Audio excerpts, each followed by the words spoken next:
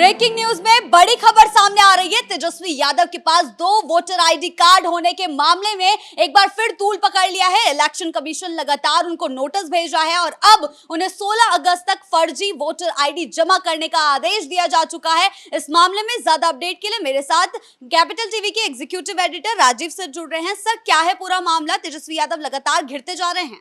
देखिए, सबसे बड़ी बात क्या है कि 2 अगस्त को, पहले पूरा मामला मैं बता दे रहा हूँ, 2 अगस्त को तेजस्वी यादव कह रहे हैं कि मेरा नाम वोटर लिस्ट में नहीं है, मतलब कि वोटर लिस्ट से मेरा नाम हटा दिया गया है।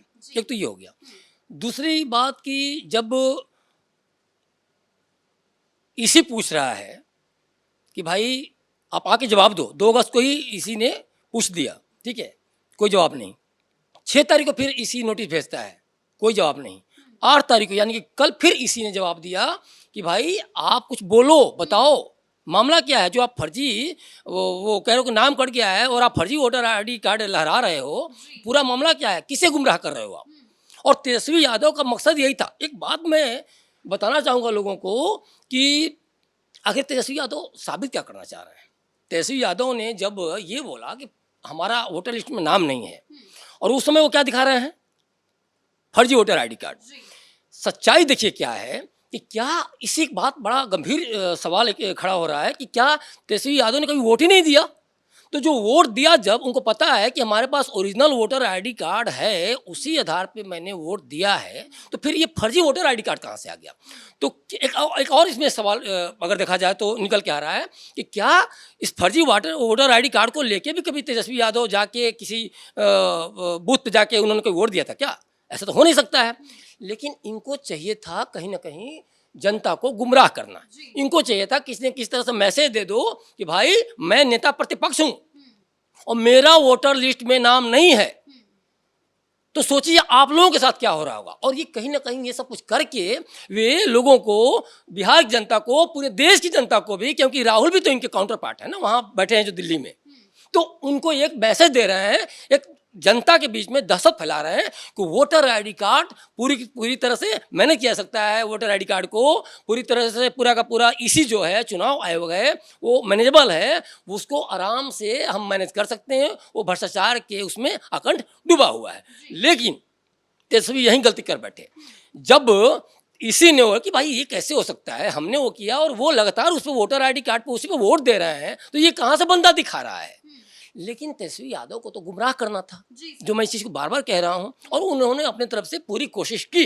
लेकिन जैसे ही इसी ने पलटवार किया कि भाई ऐसा करो कि अब ये बताओ अब क्या है, कि अब इसी ने बोल दिया है कि ये अपराध है, आप गलत फर्जी आईडी कार्ड दिखा के और आप गुमराह करो जनता को, और हमें भी वो आप कहीं ना कहीं जो आरोप लगा रहे हो वो अपराध है। और इसमें तेजस्वी यादव लंबे घसीटे जाएंगे, 12 महीने 13 महीने को जेल होगी, जुर्माना भी भरना पड़ेगा। तो कुल मिला जुला के देखा जाए तो तेजस्वी यादव का पूरा है ना, कि जिस तरह से SIR को लेके, वोटर लिस्ट रिवीजन को लेके जो हमलावर हैं, और जिस तरह से बार बार ये साबित करने की कोशिश कर रहे हैं कि चुनाव आयोग भ्रष्ट है, मोदी सरकार के हाथों खेल रहा है, तो इसी में पूरा का पूरा ये चाह रहे हैं कि इस तरह से एजेंडा सेट हो जाए और लोग समझने लगे कि मामला गड़बड़ है। सर, तेजस्वी ने अभी तक कोई भी जवाब इस मामले में नहीं दिया है, और अब 16 अगस्त तक जब उनको नकली वोटर, फर्जी वोटर आईडी कार्ड जमा करने के लिए कहा गया, तो क्या लगता है कि क्या वो करेंगे ये काम? देखिए, ये जंगल राज की उपज है। लालू ने जो किया है ना, वही तेजस्वी यादव कर रहे हैं। इनके पास जब प्रूफ था तो आप प्रमाण रखते ना वहां। अब वोटर आईडी फर्जी, वो भी फर्जी वोटर आईडी का लहरा रहे हो, अब प्रमाण रखते, इसी से बात करते। और इसी बुला तो रहा है, तीसरी बार इसी ने कल बुलाया है, आप क्यों नहीं जा रहे हो? आपको जाना चाहिए ना, अपनी बातें रखनी चाहिए। लेकिन अब तो हालत पंचर है इनकी। अब ये जनाब जो भटके हुए नौजवान हैं, है ना, मुलायम सिंह यादव बोल रहे थे ना इस समय, तो ये भटके हुए नौजवान कहा जाएगा इनको। और ये दूसरे को भड़काने की कोशिश कर रहे हैं, गुमराह करने की कोशिश कर रहे हैं, क्योंकि अब नवंबर में चुनाव है और देख रहे हैं पूरी तरह से हार रहे हैं वो। तो ये उल्टा पड़ने वाला है। अब चुनाव आयोग बुला रहा है तो इनकी हालत पंचर है। अब करें तो क्या करें, तो बुरे फंसे हुए हैं। तो अब इसमें पूरा मामला यही है कि अब इनके ऊपर उल्टा, इन्हीं के ऊपर केस होने वाला है, यही जेल जाने वाले हैं, और फिर ये जनता को घूम घूम बताते रहें, गुमराह करते रहें। फिर उसके बाद कह रहे हैं ना कि मामला को कहीं और किया जा रहा है, ये जानबूझ के किया जा रहा है, गुमराह करने को किया जा रहा है। ये शुरू से इनकी और राहुल गांधी की, अखिलेश यादव की पुरानी आदत है कि ये जब इनके ऊपर बात आती है तो फिर वहाँ चुनाव आयोग के ऊपर सवाल खड़ा करने लगेंगे।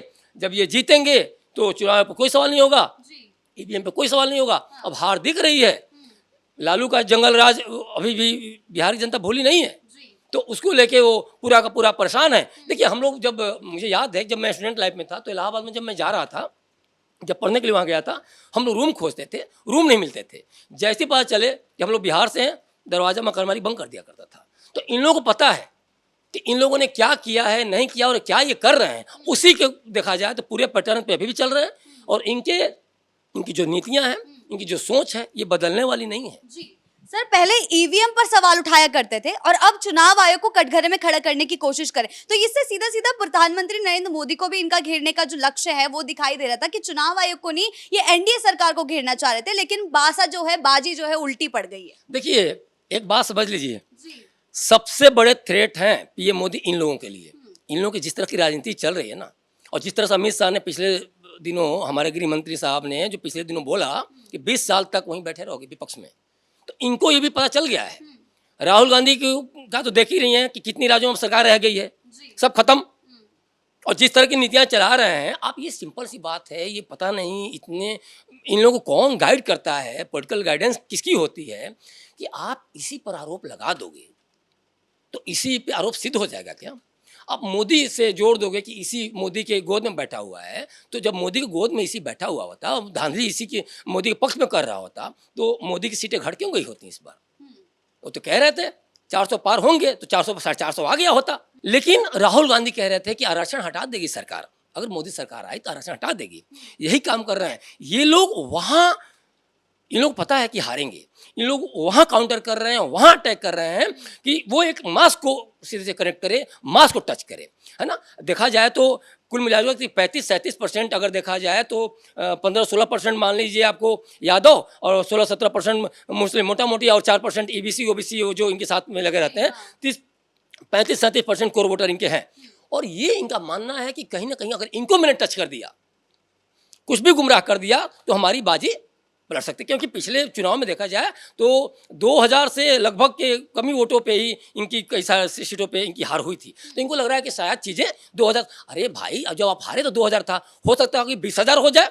ये क्यों सोच रहे हो कि 2000 तो तुरंत थोड़ा सा आरोप लगा देंगे, किस तरह से वो कर देंगे, सेट कर लेंगे, गुमराह कर लेंगे, तो वो खिसक के आ जाएगा नीचे, उसके बाद हम सारा का सारा हम अपनी सीटों पर जीत दर्ज कर लेंगे। ये होने वाला नहीं दिख रहा है। क्योंकि देखिए मोदी की जो नीतियाँ हैं, जो नीतीश की नीतियाँ हैं, जो यहाँ एनडीए सरकार की नीतियाँ हैं, और जिस तरह से गठबंधन में सरकार काम कर रही है, आप देख रही होंगे राजद साथ जब गठबंधन में थी नीतीश सरकार, तो हर दिन आरोप प्रत्यारोप, हर दिन वही जंगल राज वाला पूरा मामला चला गया था। और इसीलिए नीतीश सरकार गुस्सा करके और वो उसको क्विट की, नहीं भैया तुम्हारे साथ नहीं रहना है।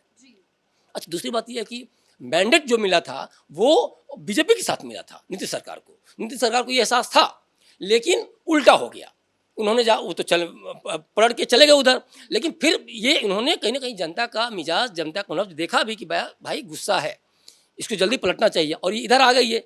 अब वो जब से एनडीए सरकार, जब से नीतीश और बीजेपी की सरकार है, आप देखेंगे कभी भी कोई कहीं शोरगुल नहीं, कोई हो हल्ला नहीं, आराम से शांति सरकार चल रही है। और इसीलिए सभी को लग रहा है कि इस बार भी नीतीश सरकार ही आएगी। और ये कहीं ना कहीं जनता के मिजाज से, रुझानों से पता भी चल रहा है कि नीतीश सरकार ही आने वाली है, एनडीए की सरकार ही बिहार में बनेगी। और इसीलिए वो सीधे सीधे इसी को टारगेट कर रहे हैं कि इसी को टारगेट करेंगे तो हमारे जो कोर वोटर हैं वो कम से कम समझेंगे भाई ये तो नेता प्रतिपक्ष को ही इन्होंने निकाल दिया, तो फिर हमारा क्या होगा। लेकिन अब ये उल्टा होगा। उल्टा इसलिए होगा कि अब एनडीए के पास, बीजेपी के पास, जदयू के पास मौका मिल गया कि भाई ये कितने बड़े फ्रॉड हैं जो इसी को इस तरह से फर्जी कार्ड आप वो कर रहे हैं।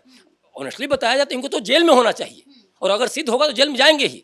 ये देखने वाली बात होगी कि ये इनका कितना फजीहत होता है चुनाव में। और ये नो डाउट बीजेपी जब जाएगी जनता के बीच में तो बताएगी कि देखिए कितना बड़ा इनका फर्जीवाड़ा चल रहा है। और जंगल राज देखा जाए, जो लालू के समय में जो जंगल राज था, वो आज भी कहीं ना कहीं इनके बच्चों के माध्यम से ये कहीं ना कहीं आगे चल रहा है। और ये कहीं ना कहीं जंगल राज को अभी भी प्रसर दे रहे हैं। सर चुनाव पर इसका क्या असर पड़ेगा, इस फर्जीवाड़े का?